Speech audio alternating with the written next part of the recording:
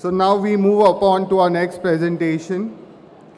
Let me welcome Dr. Surendra Singh, President, Belmont Scientific Inc., a comprehensive approach to determine safety of lithium-ion batteries using calorimeters. Yeah? Please, huge round of applause for Dr. Surendra. Good afternoon, everybody. I will be talking about the safety of the batteries today, how you evaluate. One of the major things, you measure the heat of reaction, like why the cells are heating, one of the major safety issue in the battery jar, and how to measure it. There are different techniques available in the market, and it all depends what you want to test, whether you want to test the battery material, you want to test at the level when you are in the development stage, you don't have too much funds to support the testing. So I'm going to start with that here. I will move on here. You don't need to bring that what Belmont Scientific does.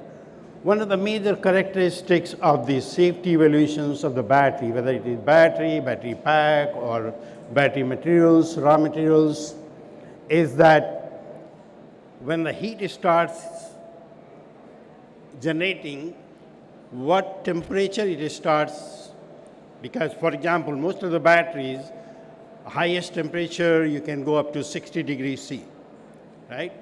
Some of them you can go even up to 80, but lithium-ion batteries 60 is that. Because why it is selected 60? Because all the SEI layer on the anode and cathode electrode, they start decomposing somewhere around 70 to 90 degrees C. And it generates very small amount of energy. And although that energy cannot bring the cell to thermal runaway, but what happens, it eats up a lot of lithium and makes a coating over the electrode and makes thicker and thicker SEI layer. As you know, the SEI layer is not good ionic conductor. Okay? It does have the porosity, ions can go through, but it's an oxide layer formation. Again and again, the more thick SEI layer is, it hinders the ionic flow between the electrolyte to the electrode. And that generates the heat. That's why if you see your cell phone or your laptop battery, with the use of the battery, they start heating up. It's because one of the reasons is that SEI layer formation is thicker and thicker. Okay? So what temperature it starts generating the heat, that called onset temperature. For the safety point of view, as high this onset temperature is, your material or the battery is safer. Okay? The other thing is that what rate the heat is generated. If you have the low rate of the heat generation, it is easy to dissipate it. So you can design your battery in such a way that heat is dissipated so battery does not get warm. The other thing is that a pressure generator. When these SEI layer decomposition is there, then it generates the oxygen which reacts with the organic solvent of the electrolyte and generates a lot of the heat. So, and also the pressure, because it will make carbon monoxide, carbon dioxide, and so on. So it generates the pressure. So lower pressure generation makes your battery material or the battery safer.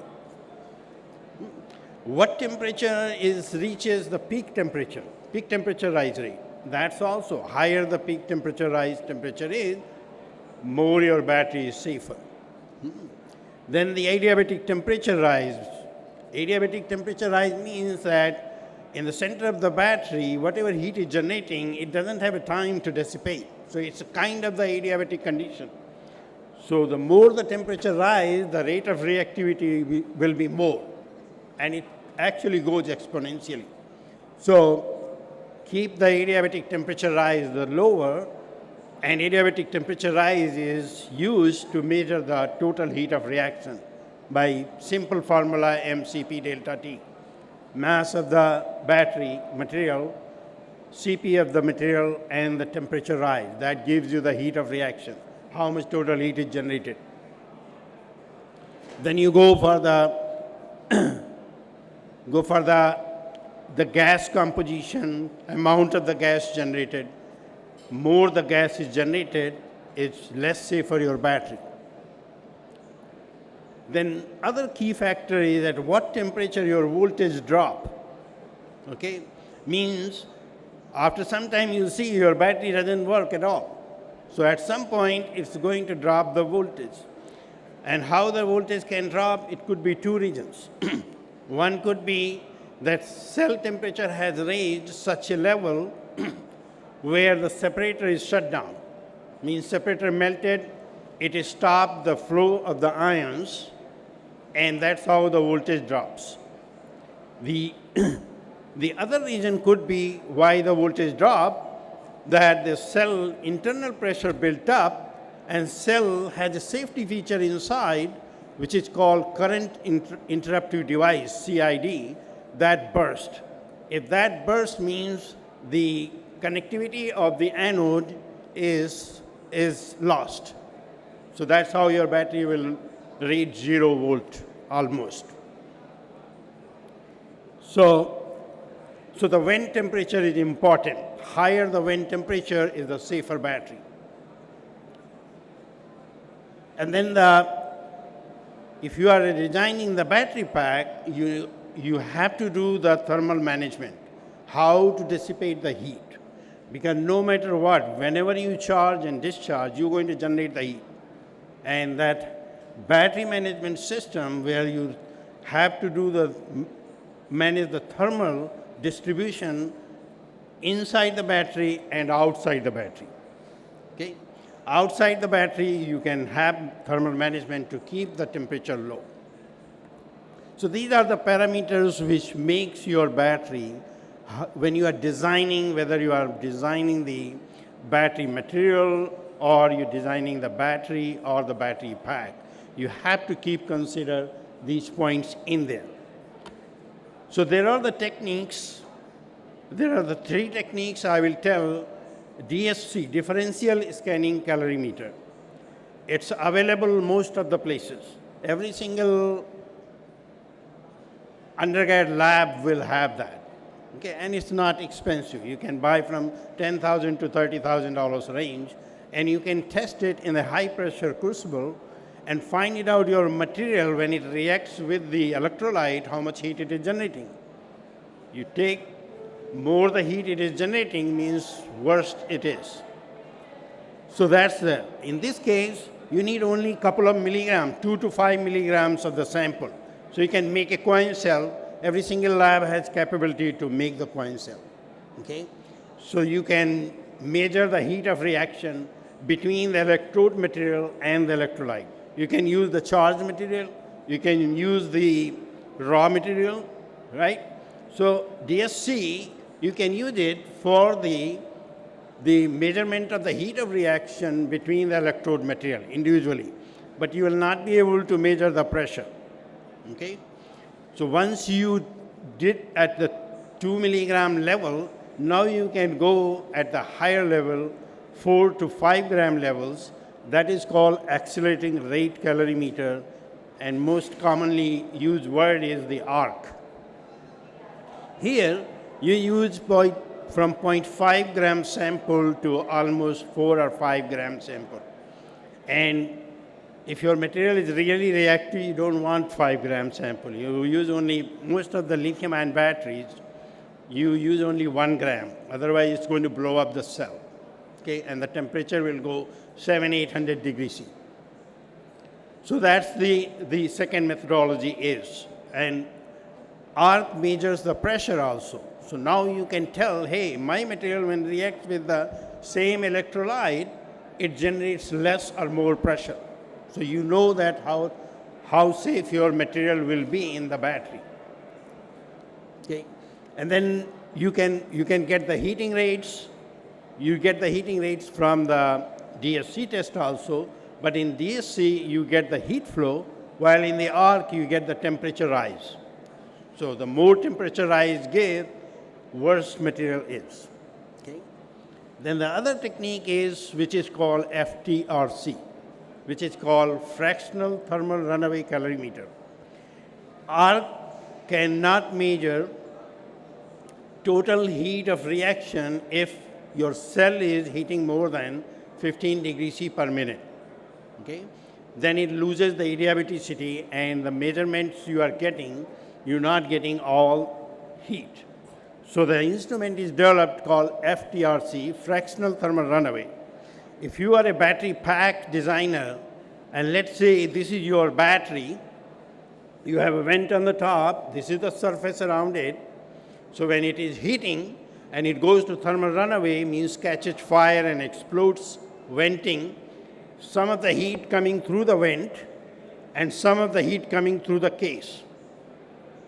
So when you are designing the battery thermal management, you need to know how much heat you need to remove from the surface, right? So you will design a cooling system or active or passive system. But at the same time, you need to know that how much energy is coming from the vent, okay? FTRC is the only instrument which can measure the total heat of reaction in case of the thermal runaway, because it measures the heat coming out from the surface and how much is coming from the vent. You add it, that is the total heat of reaction. Not only that, it also gives you the trajectory of the ejecta material. If the material is coming out from there and it goes to neighbor cell, it can start fire there. So all that study goes into your thermal run, into the safety evaluation of the battery for the thermal runaway.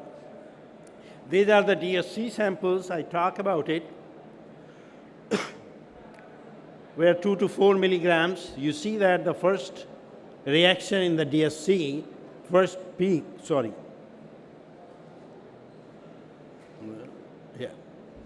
the first peak here, you can see that this is basically SEI layer formation, and you can measure how much heat of reaction was generated. Here is the arc. These are the cell here. You can see that this is a little bigger one. You can test the 18650. Pressure data will be, these holders are here to put the 18650 cell, and these are the non-pressure holder. And these are the arc cell to measure the battery material, anode and cathode material.